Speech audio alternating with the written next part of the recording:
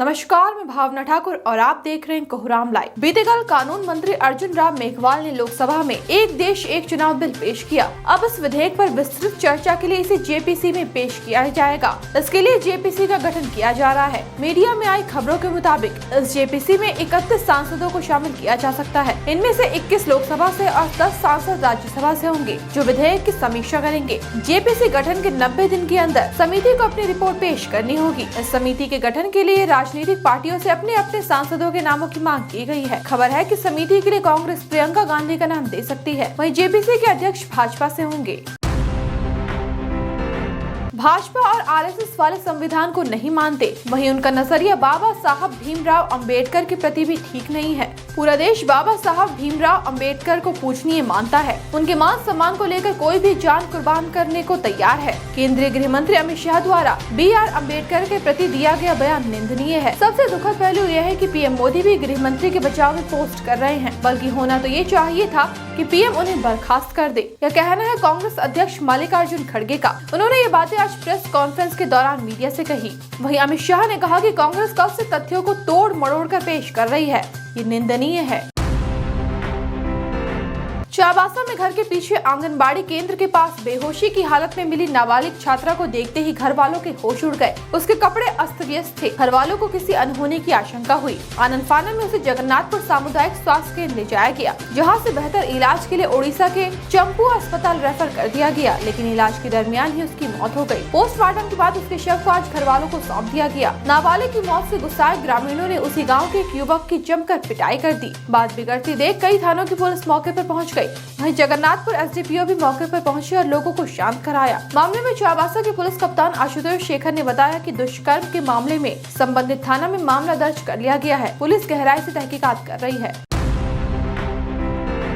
बेखौफ बाइक सवार अपराधियों ने दिन दहाड़े एक युवक की गोली मारकर हत्या कर दी। युवक की पहचान आलोक कुमार उर्फ मुन्ना के रूप में हुई। मृतक कांग्रेस पार्टी से जुड़ा था। वहीं टाइगर क्लब नाम के एक संस्था भी चलाता था। इस दुस्साहसिक वारदात को जमशेदपुर के कदमा थाना क्षेत्र के शास्त्री नगर रोड नंबर 4 में अंजाम दिया गया। घटना को अंजाम देने के बाद बदमाश वहां से भाग निकलने में कामयाब रहे। इस वारदात के बाद इलाके में सनसनी फैल गई। वहीं मृतक आलोक के घर में चीख पुकार मच गई। पिछले महीने ही नवंबर में उसकी शादी हुई थी। मौके पर पहुंची पुलिस ने छानबीन शुरू कर दी है। वहीं आसपास लगे CCTV को भी खंगाला जा रहा है। मौके से पुलिस ने मृतक की बाइक और खोखा बरामद किए हैं।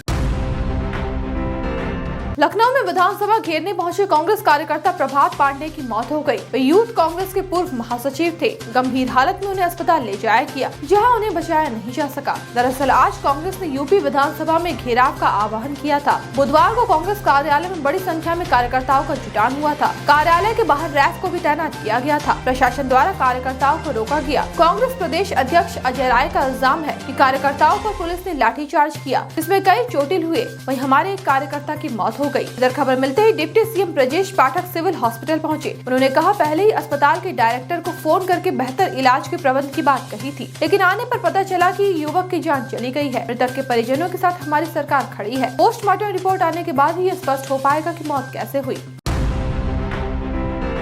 मुंबई में यात्रियों से भरी एक नाव समुद्र में पलट गई। क्रू मेंबर समेत इस जहाज में 85 लोग सवार थे। बुधवार को मुंबई के फेमस टूरिस्ट स्पॉट एलिफेंटा द्वीप जाते समय गेटवे ऑफ इंडिया के पास ये नाव पलट गई। खबर है कि इस हादसे में 2 यात्रियों की मौत हो गई। वहीं 77 अन्य यात्रियों को बचा लिया गया है। बाकी की तलाश की जा रही है। एक छोटी नाव से टकराने के बाद ये हादसा हुआ। BMC द्वारा जारी बयान के मुताबिक अब तक 80 लोगों को बचा लिया गया है और 5 लोग लापता है। अस्पताल में भर्ती 5 लोगों की हालत गंभीर है और 2 की मौत हो गई है। रक्षा अधिकारी ने बताया कि रेस्क्यू ऑपरेशन में 4 हेलीकॉप्टर, स्थानीय पुलिस, जवाहरलाल नेहरू बंदरगाह प्राधिकरण और इलाके के मछुआरे शामिल हैं।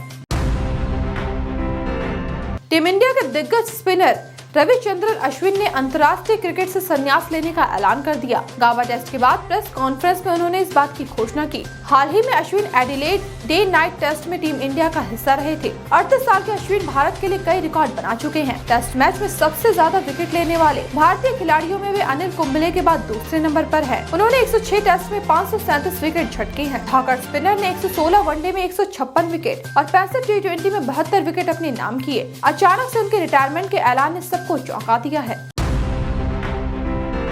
झारखंड में इन दिनों ठंड अपना सितम ढा रही है। आने वाले 1-2 दिनों में झारखंड में हाड़ कपाने वाली ठंड से राहत मिलने की उम्मीद है। 2-3 रोज में मौसम में बदलाव होने की संभावना है।